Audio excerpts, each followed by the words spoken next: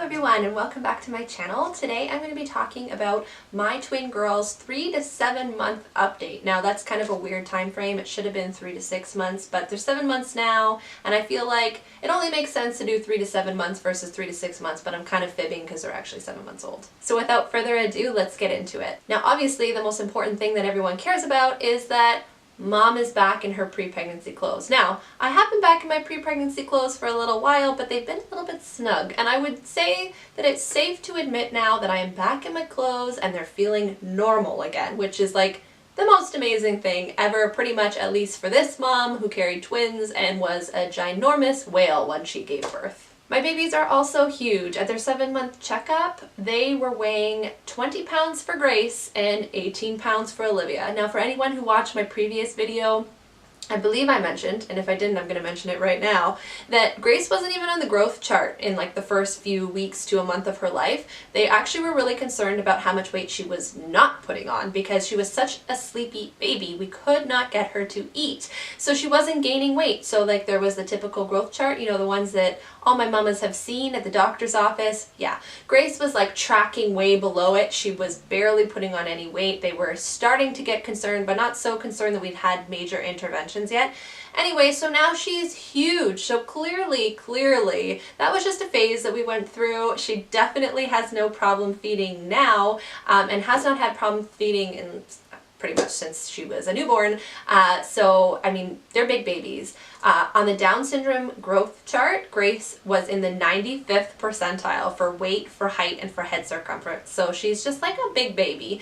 And I think on the typical growth chart, she's in the 85th percentile. So even for typical children, she is like up there. She's healthy, she's thriving, and as is Olivia. Healthy, thriving. She's a little bit lighter than her sister now, which is funny because she was the bigger baby for a long time, and basically my entire pregnancy she was the bigger baby, but now she's a little bit smaller. But I feel like they're both hefty. I'm definitely getting a workout every day when I pick them up and carry them around and go up our like insane amount of flights of stairs in our house since we're a 3-story house, but definitely getting my workout in. Now forgive me, I can't remember if I mentioned this in my last video because I filmed it so long ago and I'm going to have to go back and re-edit it. It's a whole story that I'm not going to get into. I can't remember if I mentioned like our breastfeeding story. So basically at 3 months is right around the time I stopped breastfeeding. I might have talked about it in that video because it was a 0 to 3 month update, but this is 3 to 6 months, so it's kind of like that piece of information that overlaps. So I'll mention it again. We stopped breastfeeding at 3 months. It just got way too much for this mom to handle. I was never producing enough. I was pumping.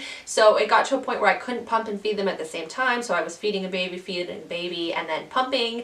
And it was just enormous amount to handle for me, and I had 0 time to like eat or drink or do anything for myself, and we were just all happier when we moved to formula at 3 months. They have been on formula from 3 to 6 months exclusively. Around the 4-month mark they dropped from 5 feedings to 4 feedings a day. These happen during the day. They have not been waking up for a night feed for some time now. So around the 4-month mark is when they started sleeping through the night, and I am so happy to say that they've been sleeping through the night pretty much every single night since then. We had a little sleep regression around 4.5, 5 months, I believe. I also think that's typical. I think a 4-month sleep regression is pretty normal, but considering my girls were 3 weeks early, that kind of worked out to be around when they would be 4 months in that sort of development. Anyway, so we had a little regression, more so with Olivia than we did with Grace. Olivia would wake up every hour on the hour screaming. We were doing absolutely everything we could to get her back to sleep. We were basically walking zombies because that was waking up more frequently than she did when she was like a newborn. So it was a little bit of a challenging time, but thankfully it didn't last long. Now when I say I tried everything, I did all the things you're not supposed to do. I started feeding her in the middle of the night even though she hadn't been doing that for several weeks. I brought her into bed with me. Like, you're just desperate and you're so exhausted, so you're just willing to do anything to like get a little bit of shut-eye, and that's what I was doing. And I talked to a friend and she's like, you know what, I read this book and the book says don't change anything, you just kind of got to get through it. And so that night she started screaming at around 10:30. I was like, looked at my husband and we said, you know, we haven't even gone to bed yet. Let's just like let her cry and see what happens. Because the part of having twins is that you're worried that when they start to cry, they're going to wake the other one up and then you're going to have like this double nightmare on your hands. So we're like, it's 10:30, we can handle it. If she wakes up Grace and like that's just what happens and they both are having a meltdown, then at least it's not happening at 3 a.m. So let's give this a whirl. And we didn't change anything. We let her cry, which is probably the hardest thing that a parent has to do, is like listen to their baby cry. And I know not everyone is a fan of the cried out method, but we needed to try something because what we were doing was not working. And so that's what we did. We let her cry it out and basically she fell asleep again. It only lasted like 3 or 4 minutes, which isn't that bad all things considered, and she went back to sleep. And that was that. And she literally after that night was sleeping through the night again, all night every night. We're talking probably about 12 hours usually, like 11 to 12 hours a night. They go to bed around 7 p.m. and they're waking up around 6, 6:30, 7 o'clock depending on the day. Sorry, I feel like this video is jumping around a little bit. I'm a little bit rusty again at the filming of the videos. But to go back to feeding, we did stop breastfeeding, like I said, at 3 months. They were formula exclusively until 6 months. And at 6 months, we did start solids. That is where we're at right now. We're just kind of in the process of introducing the second meal of the day. It's not going that well, to be honest. I mean, the solids part is fine for the one meal, but the second we try to introduce it as a second meal, like, we just have problems. We have screamy babies. I can't quite figure out what is going on, if it's bothering their stomachs, if it's the time of day, so we're kind of switching it up and trying to work it out and figure something that works for us. They've tried a bunch of different types of solids. I am making my own food. So far it's only been like single vegetables and fruits at a time. I did not start with cereal. I know that's a very common thing to start with.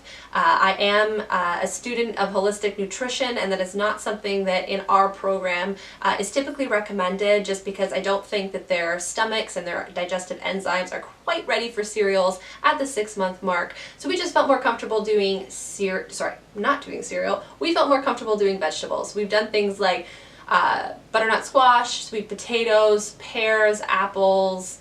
We're gonna try blueberries tomorrow. Carrots. Carrots did not go well. Major gas for both babies. I don't know what it is about carrots. I ate them a ton when I was pregnant, didn't have any problems. So it's not like they've had zero exposure to them, but they're not a big fan of the carrot. Well, I should say that taste-wise, they seem to be okay with carrots, but digestive-wise, both of them, not huge fans of the carrots. In terms of physical development, they've both been rolling for a little while, but for both of them, it's kind of sporadic. I don't know if this is just like, it's just my babies that are sporadic with their rolling. I feel like some days they're rolling like crazy, both sides, they just know exactly what to do. They're very controlled rolls, they're not like bopping their heads on the floor. And then the next day you put them in tummy time and it's like they forget how to roll.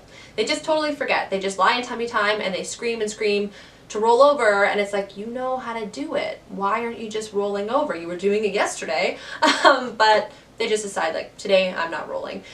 With Grace, it's more of a weight gain thing. So my poor Gracie will learn how to roll. She was actually the first to roll. The doctor said she'll never do anything first. Well, that's a lie, because she was rolling at like 2 months, which is way earlier than they even expect of typical children. But then she went through a major growth spurt, and it's like her muscles were not strong enough to deal with the weight gain. And it was really funny because she just stopped rolling, and you could see that she still knew the mechanics. She was like pushing with her little arm, but it was not strong enough to deal with the amount of weight that she had gained. So we've kind of, with Grace in particular, been going back and forth with rolling like this, where she can roll and she's rolling all the time, and then she'll put on, you know, she'll go through a growth spurt, put on some weight, and her muscles can't keep up, and then she has to like relearn how to do it. Not so much the mechanics. She knows the mechanics always. She almost has to build up the strength again.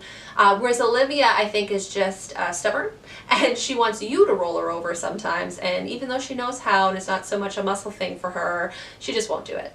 Olivia's been sitting up since right around 6 months on her own. It started, I feel like one day she could only do 10 seconds, and it felt like 2 days later she was totally independent in her sitting. You can pretty much leave her and she can sit independently for very lengthy amounts of time, as long as she has a toy to keep her entertained. She's a little bit of a feisty one, so if she gets bored, she starts screaming and lets you know, and will like throw herself backwards, which isn't always great, because if mommy's not right there to catch her, she can hit her head. I mean, we have a mat down obviously, but she still doesn't like to like fall on her back. Grace, we have almost total head control. It's amazing. She's made such great leaps in her development of like her head. We had a really hard time like encouraging her to lift her head even in tummy time because she was so comfortable, and she's just such a chill baby that she'll just go in tummy time and be like, I'm comfortable, I don't want to do any work. So it's something we've been working on. The Bumbo chair was a huge bonus for us in this regard because it put her into the seated position and helped her work just on her head control without having to worry about the other muscles and sitting up on her own, because the chair was doing that for her. So right now that we've got the head control, we are working on sitting with her. She's not quite there yet. She can hold a seated position by herself for a few seconds, but that's about it. She didn't, like I said just a few minutes ago, Olivia kind of did that for a few seconds, and a couple days later she was totally independent. It isn't happening that fast for Grace, but it's to be expected with her lower tone. It is harder work for her. So we're so proud that like she really isn't that far behind her sister in these types of physical development. Olivia also loves to be on her feet. Like if you stand her up, she can put her full weight on her legs, and she loves to do this. Like my husband and I joke around all the time that she will be walking before she crawls because she's not as like much of a fan as being in tummy time or sitting down. She wants to stand. She wants to be upright all the time. So she's just gonna like figure out how to walk before she figures out how to crawl. So in terms of firsts that have happened for our girls in like these past few months, we did go on our first vacation. It was a road trip from Toronto, which is where we're from, to the east coast of Canada, and we like drove all the way through Quebec and drove all the way around most of the provinces on the east coast. We were gone for just over 2 weeks, and it was amazing. We did this around 4 months old, and everyone stopped us and like was like, I can't believe you're on vacation with twins at this age and you're taking them on hikes and on the road, and are you crazy? And honestly, we were so nervous going into it. Well, at least I was. I don't think my husband was that nervous, to be honest.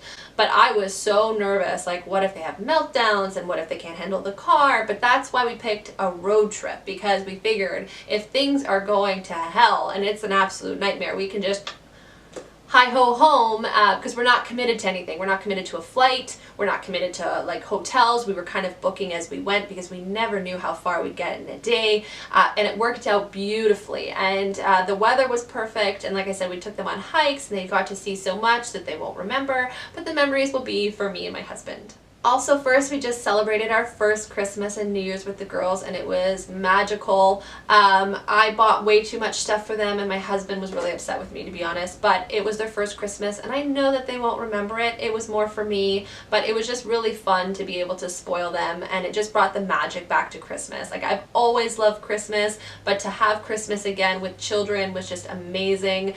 The family was so generous with them. They actually love the wrapping paper more than any of their presents, which, I mean, go figure. I'm sure next year it'll be the boxes, right? But this year it was a wrapping paper. They were all about it. But we just had a great time with friends and family close by. Kind of a relaxed Christmas, but it was like a lot of fun. We just also celebrated New Year's. None of us stayed up till midnight, girls and parents included, but it was a nice evening in with the family, and it was really nice to ring in our first New Year as a family of 4. Both my girls are definitely playing with their voices a lot in the past few months, learning new sounds. It's always fun to like watch them learn how to make a new sound and then just kind of repeat it for a couple days until they learn how to make a new sound. Olivia in particular is starting to really learn the pitch and like the volume of her voice. She's a big yeller. She yells and screams for pretty much everything, but I'm pretty sure it's just her kind of discovering that she can do that and playing with her voice. Grace is making a lot of babbling and cooing sounds. It's really cute. She also loves to blow bubbles with her tongue and her mouth.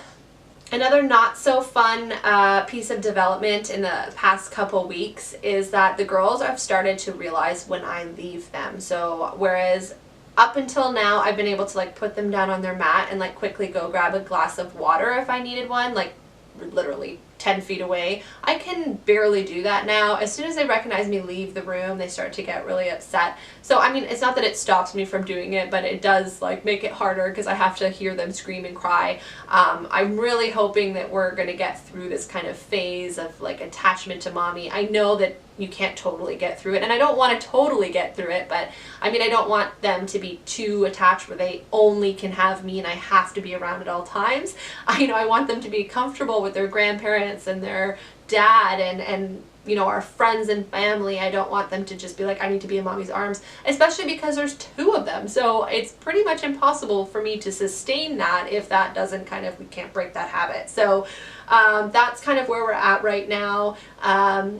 It's been a challenge, to say the least, but we're working on it. It's also leading them to get jealous of the other baby. So if one baby's crying and I pick them up to comfort them and the other one has been totally chill up until that moment, will see me with, their sister and start wigging out. So this is definitely something I need to work on, and if there's any advice out there from any parents who have gone through something similar, whether it be with twins or a single baby, please let me know in the comments below, because I'm really not sure how to proceed with this. I really can't have them freaking out every time I pick up their sister. Alright guys, well that's it for this video. I hope that you enjoyed it and found some of the information useful. As always, if you have any comments or questions, please leave them in the comments below. I do love to hear from you, and I will see you in my next video. Bye!